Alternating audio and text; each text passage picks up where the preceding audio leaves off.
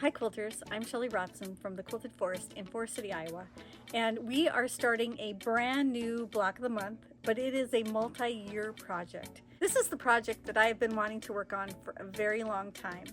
It is in honor of the Semi-quincentennial, which is the 250th anniversary of the founding of the United States, which will happen in 2026. Back in 1976, when the bicentennial was happening, it had a big effect on me, and I remember at that point, I was very young, seeing a quilt that a lady had made, and she had put the outlines of all the states and the state flowers and their capital cities and all sorts of information on embroidery blocks, and then put the whole thing together in a quilt. And I thought it was marvelous back in 1976 when we had our bicentennial.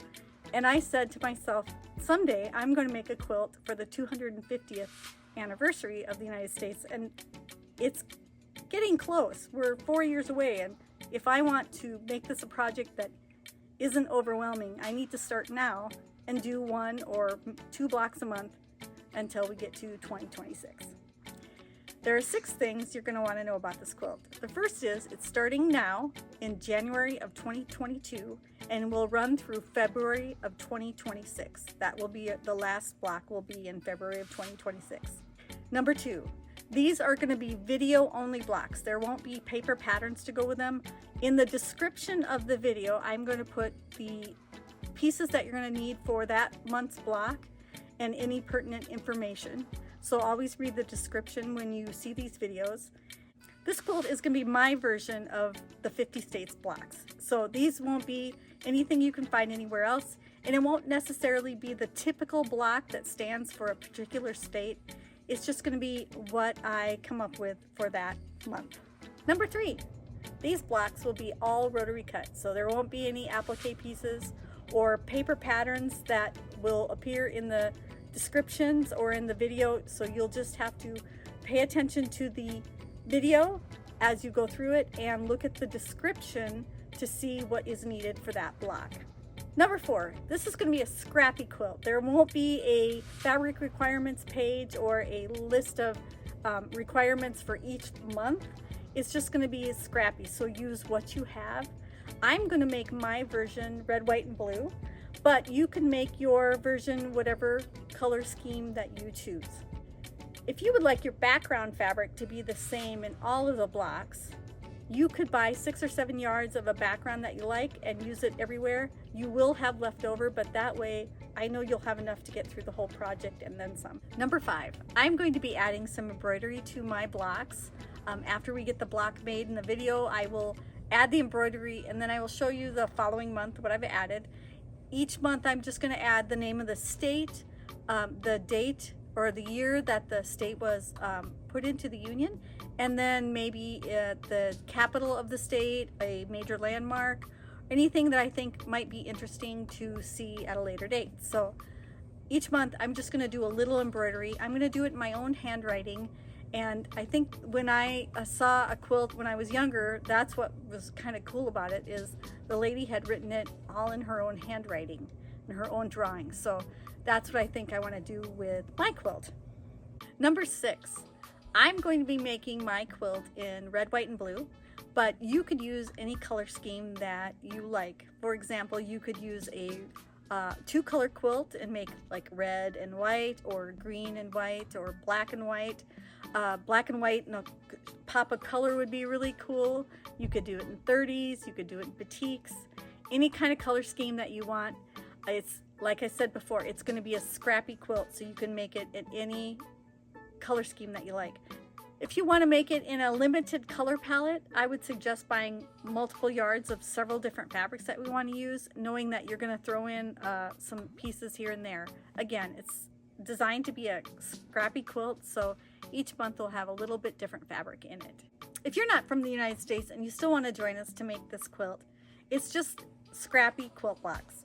There'll be 56 of them, and you can have them mean anything that you want to. You could have each block represent a person you know, or a place that you visited, or any kind of special occasion in your life. So it doesn't necessarily have to be a quilt from the United States. It's going to be a fun quilt to make. Just random scrappy blocks. This month's block is going to be representing Iowa. That is where we are located. We're in Forest City, Iowa, and I have lived here most of my life in Iowa. The block we're going to make is typically called the corn and beans block. And I chose this block because my dad's a farmer and we have planted and harvested a lot of corn and beans in our life. So that's why I chose this block. Let's get started. Here is the block that we're going to be making today. You need 2 squares of red fabric that are 5 inches by 5 inches. You will bisect each of those squares corner to corner to get 4 triangles.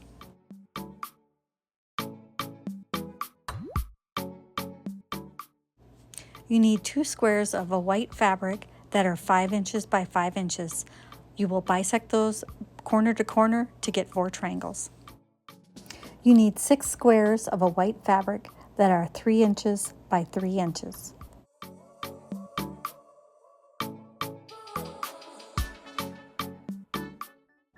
You need 4 squares of a white fabric that are 2 7/8 by 2 7/8.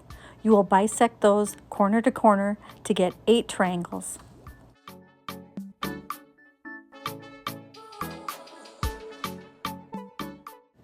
From the blue fabric, you will need to cut 6 squares that are 3 inches by 3 inches.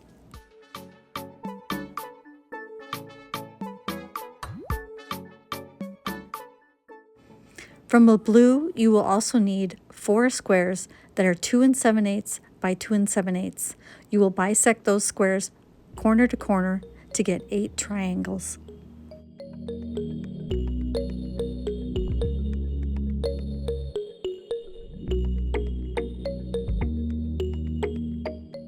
It's time to start sewing. We're going to start by taking our 3-inch squares, the white and the blue, putting them right sides together, and then if you want, you can draw a line down the center and then sew a 1/4 inch away from it on either side, or you can use your diagonal seam tape and then not have to draw the lines. Once you've sewn the first seam on all 6 of those units, you're going to take them off the sewing machine, cut them apart, and then you're going to send them through again so you have 2 seams sewn on each of the square sets.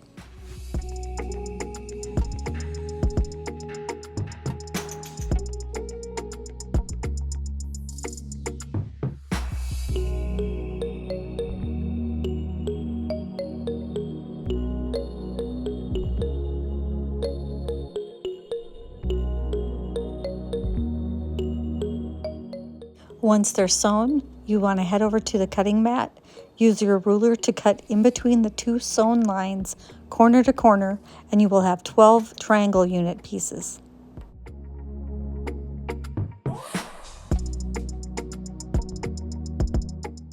Now it's time to press. Press towards the blue fabric.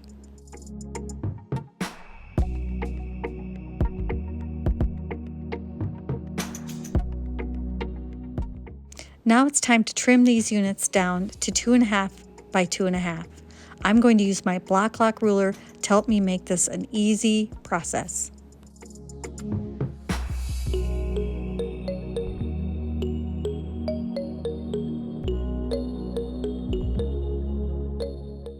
Once these pieces are all trimmed to 2.5 inches by 2.5 inches, you're going to head over to the sewing machine and get them ready to sew. You want to stack them up so there's 4 in each pile, the half square triangle units down the middle, and then the triangles on either side. We are making 4 of this unit. It's got the half square triangle and the blue triangle. Note that the triangles point the same direction. You're going to put the top edges so they're flush with each other, and don't worry about the triangle that's hanging off on the bottom. Make sure that you are using 1/4 inch seam allowances for the rest of the block.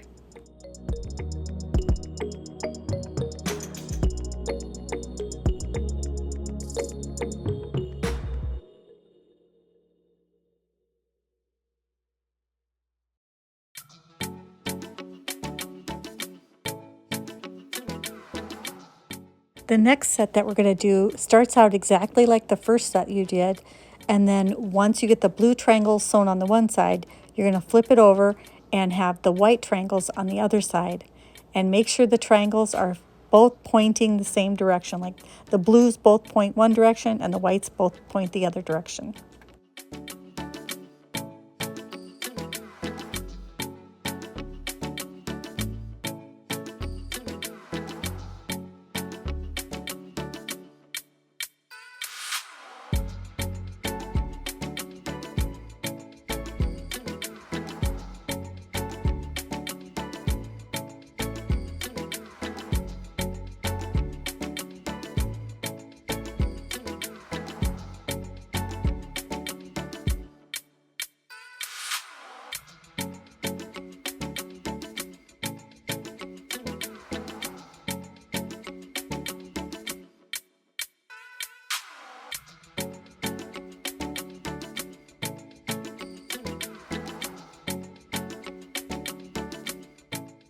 For the last set, you're adding a white triangle to the half square triangle unit. Make sure the white triangles are both pointing the same direction.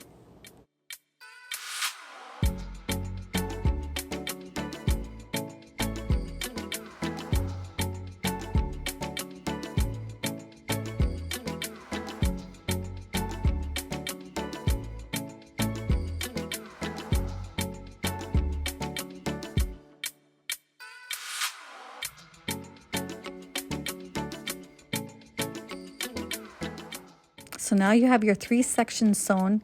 When you open them up, they should look like this. You should have 4 of each of those units. All right, time to press. You are going to press all of these units toward the triangles.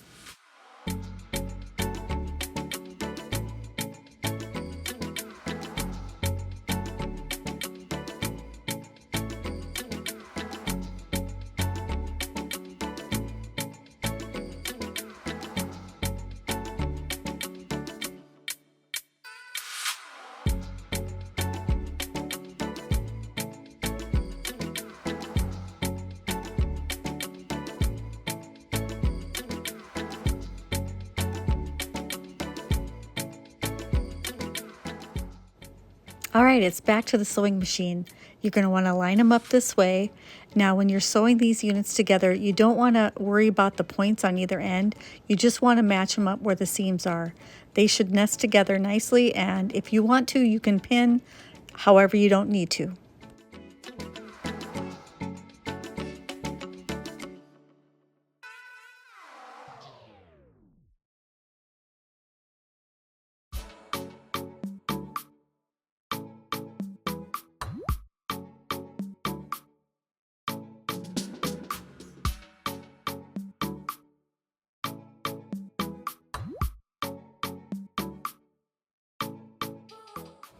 Now that you have all 4 of them sewn together there, you can take it to the ironing board right now if you wanted to, but I'm going to keep on sewing and put my other side on also.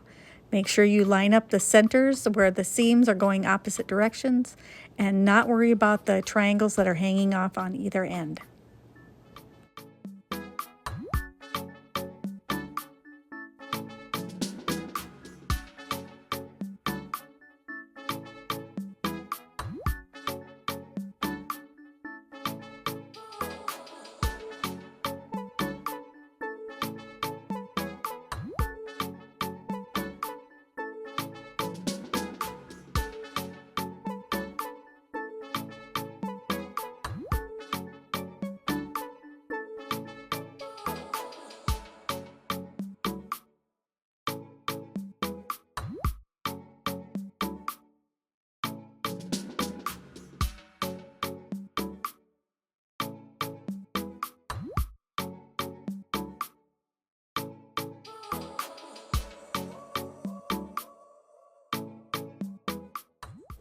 Now you've got them sewn together, and if you've done it right, they're going to look like this. Take them to the ironing board and press away from the center. Be careful not to pull on them too much and stretch them out of shape. And then you're going to want to trim off the little dog ears that hang off the sides. Make sure that you have a 1/4 inch on the sides so that you're not going to cut off the points of your half square triangle units. Now it's time to add the large red triangles and the large white triangles. You are going to sew the red triangles to the side that has the white smaller triangles. You're going to sew the white triangles to the side that has the blue smaller triangles. I like to sew from the back side so that I can see where my needle is landing. That way I don't sew through the tips and cut off points on my half square triangle units. For these units, you are going to want to press towards the large triangles. Now you can press right now in between sewing the red and white triangles on, or you can just sew the white triangles on and press both of them at the same time at the end.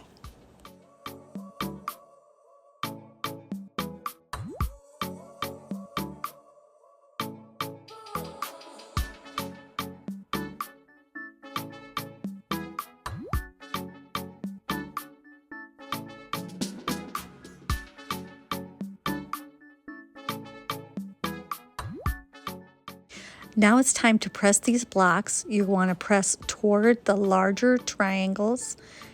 And once you get done with these blocks will need to be trimmed before they are sewn together.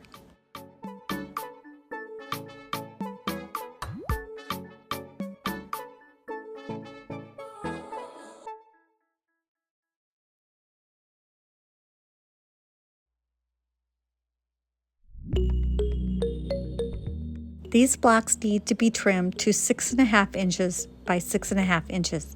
I'm using my block lock ruler, my 6.5 inch block lock ruler, and I can kind of get those seams on the blue smaller triangles to fit into that groove, and that helps me get everything lined up so I can trim easily.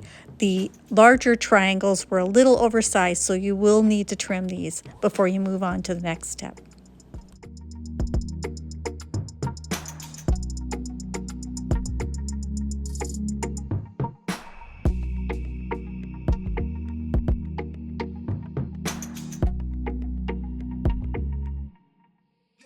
Once they're trimmed, now it's back to the sewing machine. You have 4 seams left. You are going to sew them now. As we're doing this, the seams should nest together in spots that will help you, and you're going to want to use your 1/4 inch seam allowance and sew both of the units to look exactly the same. You should be sewing it so that the large red triangle is being sewn to the large white triangle.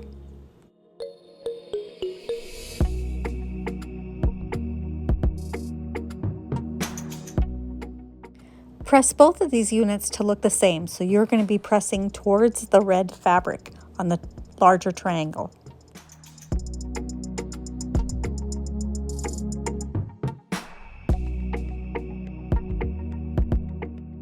It's the last seam for this block. We're going to sew the 2 halves together, and if you wanted to, you could pin. That would probably make it a little easier. Once you get this last seam sewn, it's time to take it back over to the ironing board and press it one last time. I like to use a little bit of Mary Ellen's Best Press spray when I'm pressing for the last time to make sure the block is nice and flat and crisp. Now our corn and beans Iowa block is done. I will take it home and add some embroidery to it. I might add in the year the state was founded and maybe my hometown and the capital. We'll see what I add. There it is. Thanks for watching, and we'll see you next month for the next state in our series.